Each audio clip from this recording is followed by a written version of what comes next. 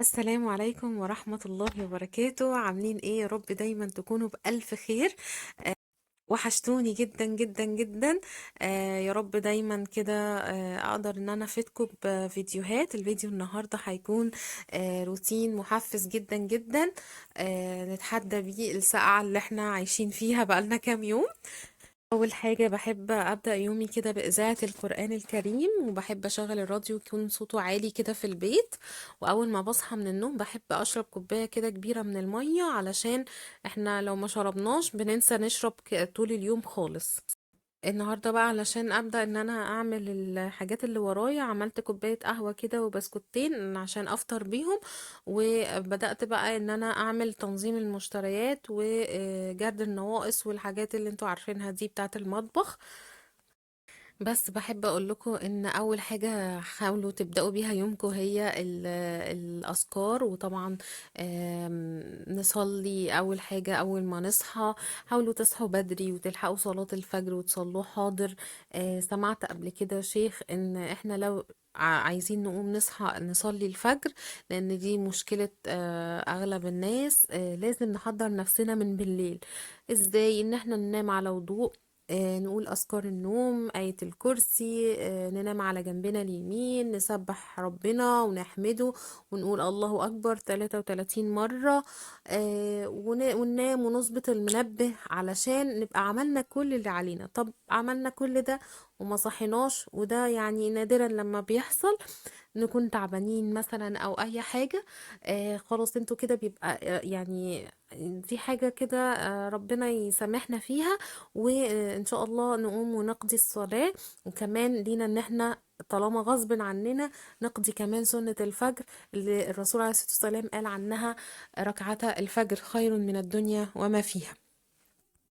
بعد كده يجي وقت الذكر وأذكار الصباح. وطبعا لو احنا مش متاح عندنا ان احنا نقول الأذكار اللي في الكتيب، مش لازم. سمعت برضو شيخ قبل كده بيقول ان احنا ممكن نكتفي بآية الكرسي وبسم الله الذي لا يضر مع اسمه شيء في الأرض ولا في السماء وهو السميع العليم 3 مرات. وكمان يا حي يا قيوم برحمتك أستغيث أصلح لي شأني كله ولا تكلني إلى نفسي طرفة عين. وهنقول بقى أذكار المساء، هنزود عليهم آخر آيتين من سورة البقرة بعد صلاة المغرب. وكمان بقولهم بعد صلاة العشاء، لأن الرسول عليه الصلاة والسلام قال إن أي حد بيقراهم كفتاه. سواء بقى من قيام الليل أو من أي مكروه ممكن لا قدر الله يحصل له. وربنا يعيننا ويجزيكوا خير يا رب، ويجعله في ميزان حسناتنا ويردنا إليه ردا جميلا. هنا بقى انا خلصت ترتيب البيض، وهبدأ بقى كده اشوف ايه البواقي البهارات اللي موجودة عندي، واشوف ايه اللي خلص وايه اللي انا هكتبه علشان اجيب. ودي طبعا من الحاجات المهمة جدا. انا ما بقدرش انزل السوق كل شوية او كل يوم، لان عندي طفلة صغيرة، وطبعا يعني النزول بيها بيكون صعب جدا. وبخلي النزول بتاعي يكون اسبوعي. بسيبها مع مامتي وبنزل بقى انا اشتري الحاجات اللي انا محتاجاها. اهم حاجة نكون مرتبين احنا وكاتبين احنا عايزين ايه، وهنعمل ايه، سواء اكلات، سواء حلو، سواء اي حاجة. كمان بحب طول ما انا واقفه في المطبخ لو حاجه اتوسخت او حاجه اتقلبت انضفها على طول وانا واقفه، ما سيبهاش، علشان لو سبتها هتفضل بقى ممكن لاخر اليوم. ممكن اجي اخر اليوم اكون تعبانه، ما قدرتش اعملها، انام. اقوم الصبح الاقي المطبخ شكله مش حلو، فده انا مش بحبه. بحب ان انا انضف اي حاجه مكاني. حتى المواعين بحب ان انا وانا واقفه كده لو حاجه اتوسخت انضفها، امسح البوتاجاز لو حاجه وقعت عليه في ساعتها. طبعا مش لازم كل يوم نعمل كده. في اوقات بنكون تعبانين وده طبيعي. اي بني ادم طبيعي بيكون كده. بس بصراحة انا بحب ايدي تكون في الحاجة دايما، واخليها على طول مترتبة ونظيفة، وده بيساعد يعني ان احنا المطبخ يكون شكله حلو اكتر. الاوقات كمان حاولوا ان انتوا تخصصوا على الاقل في اليوم، كل يوم 10 دقايق كده واحنا واقفين في المطبخ. آه، نرتب حاجة، نمسح حاجة، نمسح حيطة، نمسح دولاب. جزء صغير من المطبخ نعمل فيه كده 10 دقايق كل يوم لو خصصنا الوقت ده. حاولوا كمان تستعينوا ان مثلا نشغل الاذكار، نحط مثلا قرآن، نولع اذاعة القرآن الكريم. كل ده كده بيسهل الوقت وبيخلي الوقت في المطبخ يكون ممتع وحلو. خلوا المطبخ كده دايما رايق. وإذاعة القرآن الكريم لما بتكون شغالة كمان بتخلي الواحد مرتاح نفسيا، بيكون فيها برامج، بيكون فيها قرآن، بيكون فيها ابتهالات. كل ده بيخلي الوقت يعدي معانا بلطف وبسلاسة كده، وبيكون الوقت حلو وبناخد عليه ثواب، وربنا يجعله في ميزان حسناتنا جميعا يا رب. حبيت بقى ان انا ارتب بقى ادي ال10 دقايق اهم.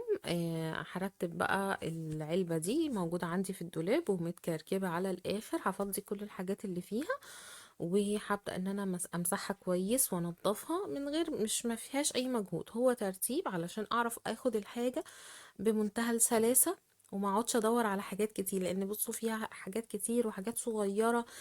سواء بقى بواكي بهارات او بيكنج باودر والفانيليا والخميرة والحاجات دي كلها بتبقى واقعة بقى، وعشان اطلعها لازم اقلب العلبة كلها. فهبدأ بقى افضيها كده وامسحها كويس جدا، وابدأ ارص الحاجة فيها واحدة واحدة علشان ما تتبهدلش. بجد بصوا شكلها بعد ما اترتبت بجد يفتح النفس وحلوة قوي، وانا اتبسطت جدا ونفسيتي بقت احسن لما رتبتها. وعايزه اقول لكم حاجه، ان احنا يعني اي حاجه بتعمليها في البيت سواء كبيره او صغيره في بيتك بقى، سواء تنظيف او ترتيب او ان انت بتاخدي بالك من الولاد، او بتذاكري لهم، او بتوديهم، او بتنظفي حاجه في البيت، فده بتاخدي عليه ثواب عظيم عند ربنا، وربنا بيبارك لك بقى في ولادك، وبتشوفي بقى ثمار المجهود اللي انتي بتعمليه ده في حياتك وفي حياة ولادك. ويا ربنا يكرمنا ويرزقنا جميعا حسن الثواب. وبإذن الله هنزل لكم أجزاء تانية من التنظيم. أنا صورت حاجات كتير بس عشان الفيديو ما يطولش وما يبقاش ممل، فحبيت بس أشارك معاكم بارت 1، وإن شاء الله هننزل الأجزاء التانية خلال الأيام اللي جاية. يا رب لو الفيديو يكون عجبكم تدعوا لي دعوة حلوة، وقولوا لي الأفكار اللي في الفيديو عجبتكم ولا لأ. وكمان أنا عايزة أقول لكم إن الفيديو ده متصور يوم الجمعة، فكان يعني اليوم كان طويل بجد، وكان كله تصوير. عملت كمان الغدا بسرعة كده، وحبيت ان انا اكافئ نفسي اخر اليوم بكوباية نسكافيه وفيلم حلو. لو اول مرة بتشوفوني، انا اسمي اسماء، بعمل روتينات وبعمل كمان فيديوهات لايف ستايل. لو عجبكم الفيديو متنسوش تعملوا لايك وتشتركوا في القناة لو ما اشتركتوش، وباي باي.